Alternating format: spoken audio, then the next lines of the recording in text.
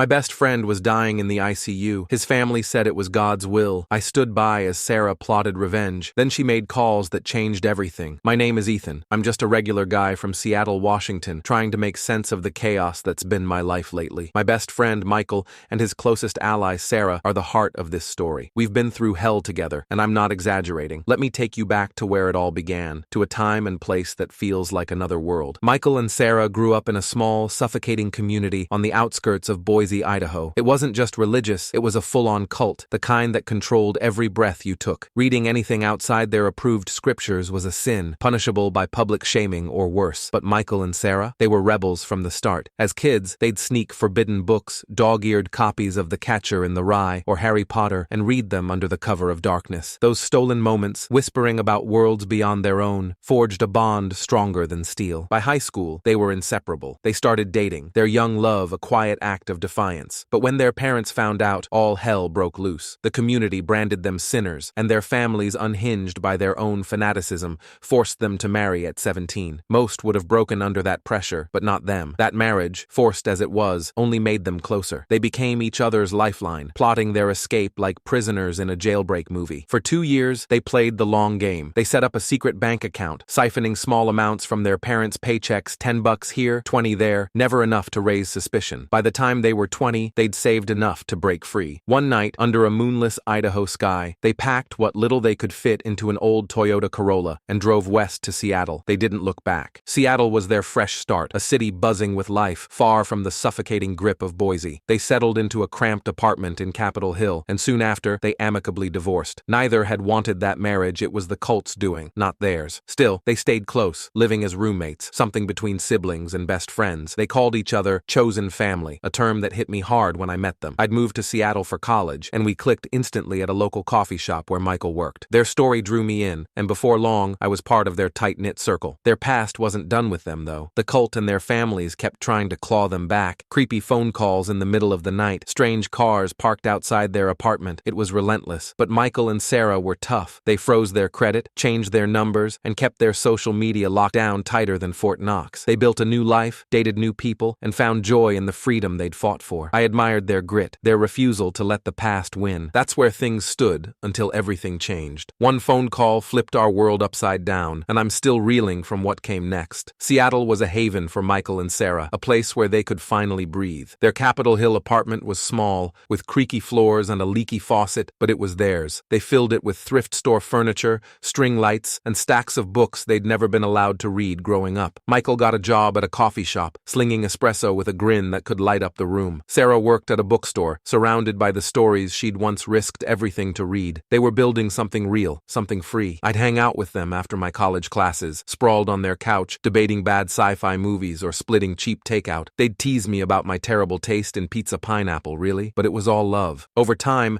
I became part of their chosen family, a term they used for the people who mattered most. They'd both been through so much, yet they carried this quiet strength, this refusal to let their past define them. But the past wasn't done with them. Their families and that cult from Boise, they were like ghosts that wouldn't stay buried. At first, it was just phone calls, unknown numbers leaving voicemails with cryptic messages like, "Come back to the light." Then it got weirder. Strange cars would park outside their building, idling for hours. Once, someone left a handwritten note on their door that just said, "Repent." It gave me chills, but Michael and Sarah shrugged it off. They'd dealt with this for years. They weren't naive, though. They'd frozen their credit after noticing weird attempts to open accounts in their names. They changed their phone numbers twice, used burner emails, and kept their social media private. I helped them set up two-factor authentication on everything, paranoid after hearing their stories. Still, the harassment kept coming. One night, I was at their place when someone banged on the door at 2 a.m. We froze, hearts pounding. Michael peeked through the blinds, but the street was empty. "They're just trying to scare us," he said, his voice steady, but his hands shaking. Sarah started dating a woman named Lily, a graphic designer with a laugh that filled the room. Michael dated around too, though some partners got weird about his bond with Sarah. Most got it, though they saw the trauma that tied them together. I admired how they balanced their new lives while staying each other's anchor. They'd host game nights, invite me and a few others from our circle, and for a while, it felt like they'd outrun their past. But the cult had a long reach. One day, Sarah found a letter in her mailbox. No stamp, no return address. It was a list of sins she'd committed since leaving Boise, down to the coffee shop she frequented. My stomach dropped when she showed it to me. "How do they know this stuff?" she whispered, her voice tight. "We spent hours scouring scouring their devices for spyware, but everything came up clean. I even Googled their names, checking those shady background check sites. Nothing. It was like their families had a sixth sense. The worst part? The harassment wasn't just annoying, it was relentless. They'd wake up to voicemails from distant cousins, pleading for them to return. Once, a man claiming to be from their old community showed up at Michael's coffee shop, staring at him for an hour before leaving. Sarah started carrying pepper spray. I offered to let them crash at my place if things got too intense, but they refused. We didn't escape just to hide, Michael told me, his jaw set. Despite it all, they kept going. Sarah got promoted at the bookstore. Michael started cycling again, zipping through Seattle's streets like he owned them. They were thriving, or at least trying to, but deep down, I knew they were always looking over their shoulders. And then, one rainy night, my phone rang. It was Sarah, her voice shaking so bad I could barely understand her. "Ethan, it's Michael. He's in the hospital. It's bad." That rainy Seattle night still haunts me. Sarah's voice on the phone was raw, like she'd been screaming. "Ethan, it's Michael. He's in the hospital. It's bad." My heart sank into my stomach. I grabbed my keys, told her I'd pick her up, and sped to her apartment. When I got there, she was pacing outside, her hoodie soaked, eyes wide with panic. She didn't speak as we raced to Harborview Medical Center, the city lights blurring past us. All she said was, "Some drunk driver hit him. He was on his bike." At the hospital, the ICU waiting room smelled like antiseptic and fear. Sarah was a wreck, her hands trembling as she clutched her phone, waiting for updates. I tried to stay calm for her, but my mind was spinning. Michael was in surgery, broken ribs, a shattered leg, and possible head trauma. The doctors weren't sure he'd make it through the night. Sarah kept muttering, "He can't die. He can't." I pulled her into a hug, feeling her shake against me, but words failed me. What do you say when your best friend might not wake up? Our friends Lily and Jake showed up soon after, their faces pale. We sat in those hard plastic chairs,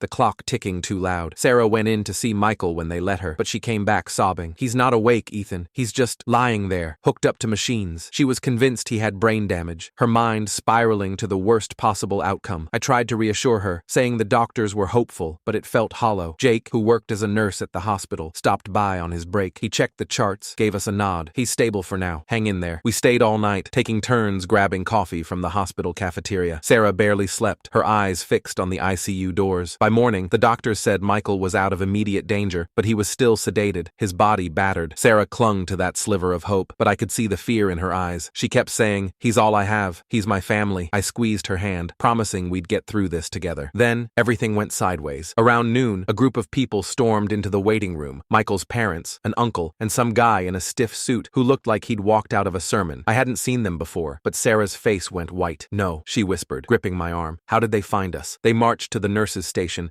demanding to see Michael. The staff tried to explain that only immediate family could enter, but Michael's dad flashed some legal document, claiming they were his next of kin. Sarah, as his ex-wife, had no rights. They kicked us out of the ICU waiting area. Sarah was hysterical, screaming that they'd hurt him. I tried to calm her, but she was shaking, tears streaming down her face. "You don't get it, Ethan," she said, her voice breaking. "They think he deserves this. They think his suffering is God's punishment for leaving." I froze, the weight of her words hitting me. Jake pulled us aside, his voice low. "I heard them talking to the doctors. They're trying to get him discharged into their care. They've got lawyers." My stomach churned. Michael was barely stable, still hooked up to monitors, and they wanted to take him? Sarah was beside herself, pacing like a caged animal. "They'll let him die," she said. "They'll say it's God's will." I wanted to believe she was overreacting, but the look in her eyes, the sheer terror, made me doubt myself. Jake confirmed it. The hospital was holding firm for now, but if Michael stabilized or the lawyers leaned hard enough, his family could take him. Sarah's panic turned to rage. She grabbed her phone, her fingers shaking as she scrolled through contacts. "I'm done," she said, her voice low and dangerous. "They're not touching him." I didn't know what she meant, but I could feel the shift in her like a storm about to break. She stepped outside, making calls, her voice sharp and urgent. When she came back, her eyes were blazing. "I'm going to burn it all down," she said. I didn't know what she meant, but I knew she wasn't bluffing. Sarah's words hung in the air like a lit fuse. "I'm going to burn it all down." Her eyes were wild, her hands clenched into fists. We were outside Harborview Medical Center, the Seattle rain soaking us as we stood under a flickering streetlight. I grabbed her arm, my voice low. "Sarah, what are you talking about?" She didn't answer right away, just stared at the hospital doors where Michael's family was plotting to take him away. I could feel her trembling not from the cold, but from a rage I'd never seen before. "Ethan," she said finally, her voice sharp as a blade, "they think Michael's accident is divine punishment. They'll let him suffer to prove they were right about us leaving." She paced, her sneakers splashing in puddles. "I know things about them, things they've hidden for years. I'm done playing nice." My stomach twisted. I knew she was desperate, but this sounded dangerous. "What are you going to do?" I asked, dreading the answer. She pulled out her phone, her fingers flying across the screen. "I'm calling in every favor I have," she said. They're not getting him. Over the next hour, I watched her transform into someone unstoppable. She made calls, sent emails, her voice steady but fierce. She contacted the IRS fraud hotline first, detailing how Michael's family's construction business in Boise had been dodging taxes for years, fake invoices, under-the-table cash deals, the works. She had names, dates, even old receipts she'd kept from their cult days. Next, she called the ATF. Her voice didn't waver as she reported the family's side hustle, selling guns without a license. They're arming felons, she said, her tone cold. I saw it myself, Michael's uncle handing rifles to a guy fresh out of prison. She gave specifics, locations, dates, even the type of guns. I stood there, stunned, as she rattled off details like a prosecutor. How do you know all this? I whispered. She shot me a look. You don't survive a place like that without keeping secrets as leverage. She wasn't done. She called Child Protective Services, reporting Michael's mom for running an unlicensed daycare out of their Boise home. She's got 30 kids crammed in there, Sarah said, her voice shaking with disgust. No staff, just her and Michael's underage sisters doing the work. It's a nightmare. She sent emails to back it up, attaching photos she'd saved from years ago, blurry shots of overcrowded rooms, kids barely supervised. I felt sick imagining it. Jake, our nurse friend, came out during his break, his face grim. Sarah, you need to be careful, he whispered. I could get fired for telling you this, but Michael's parents are pushing hard. Their lawyers threatening the hospital with a lawsuit if they don't release him. Sarah's jaw tightened. They're not taking him, she said, her voice like steel. Jake nodded, glancing at me. Whatever she's doing, it better work fast. I was torn. Part of me thought Sarah was going too far, risking everything with these calls. What if the authorities traced it back to her? But another part of me saw the fear in her eyes, the same fear she'd carried since Boise. She wasn't just fighting for Michael. She was fighting the ghosts of their past. Sarah, I said softly, are you sure about this? She turned to me, her gaze fierce. If I don't do this, they'll kill him, Ethan. Not with a gun, but by letting him waste away. I won't let that happen. We waited in the hospital parking lot, the rain relentless. Sarah sat on a curb, her phone battery nearly dead, but she kept checking it, waiting for something to happen. I tried to keep her calm, but my own nerves were shot. What if her plan backfired? What if Michael's family found out it was her? I kept picturing them storming out, pointing fingers, dragging her into their mess. But Sarah was resolute, her eyes fixed on the horizon like a soldier in battle. Hours passed. Nothing changed. The hospital staff wouldn't let us back in, and Michael was still out of it, hooked up to machines. Sarah's face was pale, her hands shaking as she clutched her phone. Why isn't it working? She muttered, her voice cracking. I put a hand on her shoulder, trying to find words, but I had none. All we could do was wait, the weight of it crushing us both. Then, like a miracle, Jake ran out, his scrubs damp from the rain. Sarah, Ethan, he's awake. Michael's awake. Sarah's head snapped up, her eyes wide. He's talking? She asked, her voice trembling. Jake nodded. He's lucid enough to make decisions. He just kicked his family out of the room. Sarah let out a sob, relief flooding her face. I felt my own knees buckle. He was alive. He was fighting. But Sarah's war wasn't over. She'd lit a fire, and the flames were about to spread. The moment Jake told us Michael was awake, Sarah bolted toward the hospital doors. I followed, my heart pounding, barely keeping up. Inside, the ICU was a maze of beeping machines and hushed voices. Sarah pushed past a nurse, her eyes locked on Michael's room. When we got there, he was propped up in bed, pale and bruised, but his eyes were open. He gave a weak smile. Hey, trouble, he said to Sarah, his voice raspy. She laughed through tears, grabbing his hand. Don't scare me like that again, you idiot. I stood back, letting them have their moment. Michael was a mess, bandages on his head, a cast on his leg, but he was alive. He told us he'd heard his parents' voices while drifting in and out,